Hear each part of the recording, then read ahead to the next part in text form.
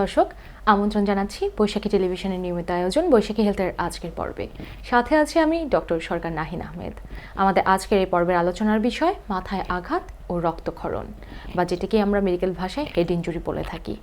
আর এই বিষয় নিয়ে আলোচনা করতে আমাদের সাথে আছেন একজন স্বনামধন্য চিকিৎসক, ব্রেন ও স্পাইন সার্জারি বিশেষজ্ঞ doctor Mohammad Saiful Islam, neurosurgeon, Dhaka medical college ও হাসপাতাল। প্রথমেই চলে যাচ্ছি স্যারের কাছে।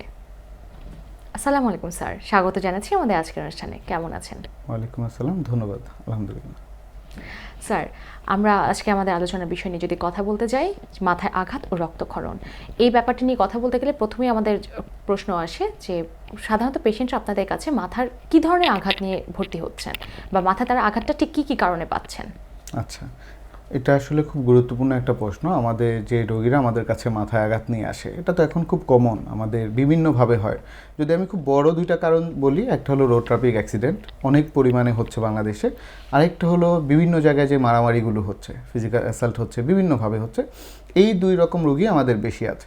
অন্যান্য বিভিন্ন কারণ থাকে, যেমন উপর থেকে হয়তো পড়ে যাচ্ছেন বা এরকম কিছু থাকে, বাট এটা মূল কারণ।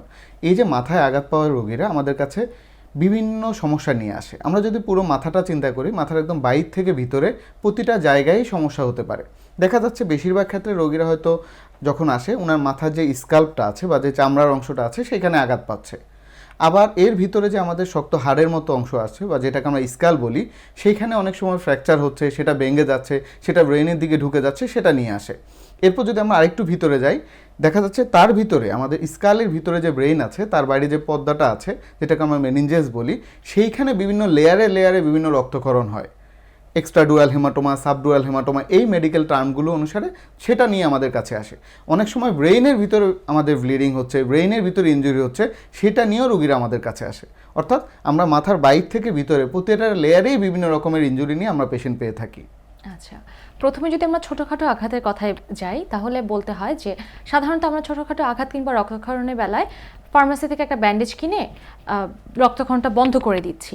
ঠিক কোন পর্যায়ে গেলে বা কী কী উপসর্গ প্রকাশ পেলে একজন রোগী বুঝবেন যে তাকে ডক্টরের কাছে শরণাপন্ন হতে হবে? আচ্ছা, প্রথম পরামর্শ যেটা, যে মাথায় আঘাত পাওয়ার ক্ষেত্রে কখনোই এই রোগীদের ওই ফার্মেসিতে বা আউটডোর সার্ভিসে ট্রিটমেন্ট করানো উচিত না।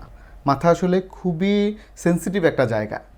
আপনি হয়তো দেখতে পাচ্ছেন যে মাথার বাইরের দিকে বা চামড়ায় হয়তো উনি আঘাত পেয়েছেন, বাট আমি যখন আমার কাছে আসবেন, এই পেশেন্টটা নিয়ে আসবেন, আমি যখন সিটি স্ক্যান করাবো, তখন আমি হয়তো দেখতে পাবো ওনার মাথার ভিতরেও রক্তক্ষরণ আছে। কারণ আমরা তো আমাদের স্কালের ভিতরেরটা দেখতে পাচ্ছি না। এজন্য মাথায় আঘাত পেলে অবশ্যই, সেটা কম হোক বেশি হোক, সিমটম থাকুক না থাকুক, ওনাকে অবশ্যই চিকিৎসকের পরামর্শ নিতে হবে। এটা সবার আগে জরুরি। কারণ মাথায় আঘাতের ক্ষেত্রে আমরা একটা শব্দ ব্যবহার করি, সেটাকে আমরা গোল্ডেন টাইম বলি। যে কত দ্রুত পেশেন্ট আমাদের কাছে আসছে, সেই অনুসারে নির্ভর করে পেশেন্ট বাঁচবে কি মরবে। স্যার, আপনি কিন্তু রক্তক্ষরণের কথা বলছিলেন, যেটা মাথার ভেতরেও হতে পারে। তো রক্তক্ষরণ কী কী ধরনের হতে পারে এবং কোন ধরনের রক্তক্ষরণটা সবচেয়ে বেশি গুরুতর একজন পেশেন্টের ক্ষেত্রে? ধন্যবাদ। রক্তক্ষরণের ক্ষেত্রে আমি আবারও ওই বাইর থেকে ভিতরে যদি যাই, আমাদের যেই হাড্ডিতে আছে বা হাড়টা আছে, যেটা স্কাল বলি, এর বাইরে চামড়ার নিচেও অনেক সময় রক্তক্ষরণ হয়। যেমন বাচ্চাদের ক্ষেত্রে বেশি হয়, তখন বাচ্চাদের মায়েরা খুব টেনশন থাকে। বাট আমরা বলি যে সাধারণত এই যে হাড়ের বাইরে যে রক্তক্ষরণটা, যেটা আমাদের ব্রেইনকে ধরছে না বা ব্রেইনের উপর চাপ দিচ্ছে না, সেটা নিয়ে আমাদের খুব বেশি ভয়ের কিছু নাই। কিন্তু যখনই আমাদের এই রক্তক্ষরণটা আমাদের ব্রেইনের দিকে চলে যাচ্ছে অথবা আমাদের স্কালের ভিতরে হচ্ছে, তখন আমাদের আসলে চিন্তার বিষয়। এটা আমরা এক একটা লেয়ারে পাই। যেমন ব্রেইনের ভিতর যে পর্দাটা থাকে, আপনি জানেন যে সেটাকে আমরা ডুরা বলি। এই যে ডুরা ম্যাটারের বাইরে যখন রক্তক্ষরণটা হয়, সেটাকে আমরা বলি এক্সট্রাডুরাল হেমাটোমা। ডুরার ভিতরে যদি ব্লিডিং হয়, তখন আমরা সেটাকে বলি সাবডুরাল হেমাটোমা। এই দুইটা। আর ব্রেইনের ভিতরে যে রক্তক্ষরণটা হয়, সেটাকে আমরা তখন আইসিএস বলি বা ইন্ট্রাসেরেব্রাল হেমাটোমা বলি। ঠিক আছে। আর একদম ব্রেইনের ভিতরে আমাদের পানি সমৃদ্ধ যে জায়গাটা আছে, ভেন্ট্রিকল, সেখানেও রক্তক্ষরণ হতে পারে। আরেকটা খুবই ডেঞ্জারাস ব্লিডিং আছে, যেটাকে আমরা সাব অ্যারাকনয়েড হেমোরেজ বলি। যেখানে আমাদের রক্তনালীগুলো থাকে বা রক্তনালীগুলো সংযোগ থাকে, ওই জায়গায় অনেক সময় রক্তক্ষরণ হয়। এবং রক্তক্ষরণের মধ্যে আসলে এই সবগুলা ধরনই ডেঞ্জারাস। মাথার ভিতরে রক্তক্ষরণ হলে যে কোনো রক্তক্ষরণে আমাদের রোগীরা খারাপ হতে পারে। বাট সাধারণত সাব অ্যারাকনয়েড হেমোরেজের ক্ষেত্রে দেখা যায় অনেক সময় পেশেন্টকে আসলে হসপিটাল পর্যন্ত আসার আগে বা আনার আগেই পেশেন্ট সাধারণত খারাপ হয়ে যাচ্ছে বা মারা যাচ্ছে। এক্ষেত্রে সময়টা খুবই গুরুত্বপূর্ণ। স্যার, সময়ের প্রশ্নে যদি আসি, তাহলে ঠিক কতটুকু সময়ের টাইম ফ্রেমের মধ্যে একজন পেশেন্টের ডক্টরের ইমিডিয়েটলি শরণাপন্ন হওয়া উচিত? আমরা সাধারণত এই এক একটা হেমাটোমার ক্ষেত্রে গোল্ডেন টাইম এক এক রকম, বাট আমি যদি আপনার সহজ করে বলি, সাধারণত আমরা বলি যে উইদিন 1 আওয়ার অর 90 মিনিটস, 1 ঘন্টা থেকে 1.5 ঘন্টার মধ্যে যদি আমাদের কাছে ইনজুরির পরে পেশেন্ট চলে আসে, তাহলে সাধারণত আমাদের জন্য কাজটা সহজ হয়, ডায়াগনোসিস থেকে শুরু করে পরবর্তী প্রগনোসিস। এবং সারা পৃথিবীতেই কিন্তু এই যে হেড ইনজুরির পেশেন্ট, তাদেরকে ডিল করার জন্য একটা ইমার্জেন্সি সিস্টেম থাকে এবং খুব দ্রুত সময়ের মধ্যে তারা পেশেন্টগুলো হসপিটালে নিয়ে আসে। তো এই বিষয়গুলো আমাদের দেশে হয়তো আস্তে আস্তে ডেভেলপড হবে, আমরা আশা করি। স্যার, রক্তক্ষরণের ব্যাপারে আরও একটি প্রশ্ন ছিল, সেটি হচ্ছে রক্তক্ষরণ বা হেমোরেজ থেকে সাধারণত দেখা যায় হেমাটোমা বা রক্ত জমাট বেঁধে যায়। তো রক্ত যদি জমাট বেঁধে যায় ব্রেনের ভেতরে বা ইন্ট্রাক্রেনিয়াল হেমাটোমা যেটা আমরা বলে থাকি, সেক্ষেত্রে এর পরবর্তী জটিলতা কী কী হতে পারে? জটিলতা বলতে আমরা যদি সহজ করে বলি যে আমার ব্রেইনের ভিতর আমার যে স্কালের ভিতর যে ব্রেইনটা ছিল, সেখানে রক্তনালী আছে, এটা তো খুব স্বাভাবিক, আমার আছে, আপনার আছে, সবার আছে। বাট যখন এইখানে কোনো একটা রক্তনালী থেকে ব্লাড জমছে, এটা তো ব্রেইনের জন্য স্বাভাবিক না, এটা তো এখানে থাকার কথা না। তো এই যে একটা অস্বাভাবিক বিষয় আমার স্কালের ভিতরে আছে, এটা ব্রেইনের উপর তখন প্রেশার ক্রিয়েট করে।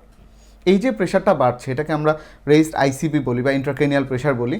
ধীরে ধীরে তখন দেখা যাচ্ছে পেশেন্টের যেই পাশ থেকে আমাদের এই রক্তক্ষরণটা হচ্ছে, তখন ব্রেনটাকে সে সরিয়ে দিতে চায়, অন্য পাশে নিয়ে যেতে চায়। তখন পেশেন্ট ধীরে ধীরে এই যে অন্যান্য যে সমস্যাগুলো তৈরি হয়, পেশেন্ট হয়তো অজ্ঞান হয়ে যাচ্ছে, পেশেন্টের দুর্বলতা তৈরি হচ্ছে, পেশেন্ট কথা বলছে না, এ জাতীয় বিষয়গুলো তখন তৈরি হতে থাকে। তো যত বাড়বে, আমরা যদি এটা চিকিৎসা না করি, তার তো এই ব্লিডিংটা হচ্ছেই, তার হেমাটোমাটা বাড়ছেই, ধীরে ধীরে তার ব্রেনের উপর চাপটা এক পর্যায়ে এমন বেশি হবে যে তখন আর পেশেন্টকে সেভ করার মতো অবস্থা থাকে না। সেটা একদম ব্রেনের আমাদের যে মূল অংশ, সেটার উপর প্রেশার ক্রিয়েট করে। এর থেকে হেড ইনজুরি থেকে স্মৃতিভ্রষ্টতার সম্ভাবনা কতটুকু? এটা দুইভাবে হতে পারে। আপনি যে প্রশ্নটা করেছেন যে আসলে হেড ইনজুরির পেশেন্টের ক্ষেত্রে আমাদের এরকম হয় কি না, দুইভাবে হয়। একটা হতে পারে সরাসরি ইনজুরি যখন হয়, ইনজুরি হওয়ার ক্ষেত্রে আমরা দেখা যাচ্ছে তার রক্তক্ষরণটা মাথার বিভিন্ন জায়গায় হচ্ছে, বিভিন্ন ফরম্যাটে হচ্ছে। এই রক্তক্ষরণটা বিভিন্ন জায়গায় হওয়ার কারণে তার যে স্বাভাবিক যে মনে রাখার ক্ষমতা বা ধরে রাখার যে ক্ষমতা, সেটা অনেক সময় কমে যায়। তখন দেখা যায় পেশেন্টের একটু ডিমেনশিয়া হচ্ছে বা এই যে মনে রাখার বিষয়টা কমে যাচ্ছে। আরেকটা হয়, সেটা হলো পোস্ট ট্রমাটিক ডিসঅর্ডার। এই যে পোস্ট ট্রমাটিক, অনেক সময় আমাদের একটা ট্রমা হচ্ছে, এর পরবর্তী দেখা যায় পেশেন্টের এই বিষয়গুলো হয়, পেশেন্টের ডিমেনশিয়া হচ্ছে, পেশেন্ট ভুলে যাচ্ছে, একটু অ্যাগ্রেসিভ আচরণ করছে, বিহেভিয়ারাল চেঞ্জ হচ্ছে, এগুলো হতে পারে। একজন হেড ইনজুরি পেশেন্ট যখন আপনাদের কাছে ভর্তি হচ্ছেন, তখন আপনারা কি কি ইনভেস্টিগেশন বা পরীক্ষা নিরীক্ষা করে সাধারণত রোগীটাকে চিকিৎসা দিচ্ছেন? হেড ইনজুরির ক্ষেত্রে সাধারণত আসলে ইনভেস্টিগেশন মূলত একটাই, আমাদের লাইফ সেভিং বলি বা পেশেন্টের লাইফ সেভিং বলি, সেটা হলো মূলত সিটি স্ক্যান। সাধারণত ওই সময়টাতে পেশেন্ট এমন একটা অবস্থায় আসে, আমাদের অন্য কোনো ইনভেস্টিগেশন করা আসলে ডিফিকাল্ট হয়। আমরা হয়তো তখন কিছু ব্লাডের পরীক্ষা পাঠিয়ে দিই, বাট আমাদের মূল ইনভেস্টিগেশন ব্রেনের জন্য সাধারণত আমরা সিটি স্ক্যান করে থাকি। খুব কম ক্ষেত্রে আমরা অন্যান্য ইনভেস্টিগেশন চিন্তা করি, বাট সব রুগীদের আমরা কিন্তু সিটি স্ক্যান দেই না। যেই রুগী আমার কাছে আসছে অল্প আঘাত, তেমন কোনো সিমটম নাই পেশেন্টের, সেক্ষেত্রে আমরা তাকে কিছুই করি না, আমরা তাকে হয়তো অবজারভেশন রুমে কিছুক্ষণের জন্য অবজার্ভ করি। সাধারণত স্যার আমরা একটা কথা জেনে থাকি যে যদি মাথায় কেউ আঘাত পায়, তারপর বমি করে কিংবা কান বা নাক দিয়ে রক্ত পড়ে, তাহলে সেটি অত্যন্ত গুরুতর। এই ব্যাপারে আপনার মতামত কি? জি, আপনি আসলে এটা খুবই ভালো বলেছেন যে মাথায় আঘাত, এখন দেখা যাচ্ছে আমি তো দেয়ালের সাথেও আঘাত পেতে পারি, কিন্তু আমার হয়তো তেমন কোনো সিমটম হচ্ছে না, হয়তো আমি জাস্ট একটু ব্যথা হচ্ছে, সেক্ষেত্রে আসলে আমার এটা নিয়ে খুব বেশি টেনশনের প্রয়োজন নয়। হ্যাঁ, আমি চিকিৎসকের পরামর্শ নিব, ওষুধ খাবো, বাট যখন আমি দেখবো যে কেউ আঘাত পেয়েছে, আঘাত পাওয়ার পরে পেশেন্টের বারবার বমি হচ্ছে, পেশেন্টের হয়তো এই আঘাত পাওয়ার পরপরই পেশেন্ট হয়তো অজ্ঞান হয়ে গিয়েছে, এরপরে দেখা যাচ্ছে পেশেন্টের শরীরে কোনো একটা অংশে দুর্বলতা পাচ্ছি, অথবা দেখা যাচ্ছে কারো মুখ বেঁকে যাচ্ছে, কারো চোখের পাতা পড়ে যাচ্ছে, এই যে নিউরোলজিক্যাল ডেফিসিট বা যেটা তার হওয়ার কথা না, এরকম কিছু যখন আমরা পাবো, তখন আমরা সেটাকে চিন্তা করব যে অবশ্যই তার এই আঘাতের কারণে কোনো না কোনোভাবে উনি ক্ষতিগ্রস্ত হয়েছেন, এবং অবশ্যই আমাদেরকে এটা ওই সময় যত দ্রুত সম্ভব ওনাকে হসপিটালাইজড করতে হবে, চিকিৎসকের পরামর্শ অনুসারে, নিউরোসার্জনের পরামর্শ অনুসারে পরবর্তী চিকিৎসা নিতে হবে। ধন্যবাদ স্যারকে আমাদের সাথে সম্পৃক্ত হওয়ার জন্য। দর্শক, আশা করি আজকের পর্ব থেকে মাথায় আঘাতের মতো একটি ইমার্জেন্সি কন্ডিশনের অনেক প্রশ্নের উত্তর আপনারা পেয়েছেন। আজকে আমরা আমাদের অনুষ্ঠানের একেবারে শেষ পর্যায়ে চলে এসেছি, বিদায় নিতে হচ্ছে আজকের মতো। আগামী পর্ব দেখার আমন্ত্রণ জানিয়ে বিদায় নিচ্ছি। সুস্থ থাকুন, ভালো থাকুন, বৈশাখী টেলিভিশনের সাথেই থাকুন।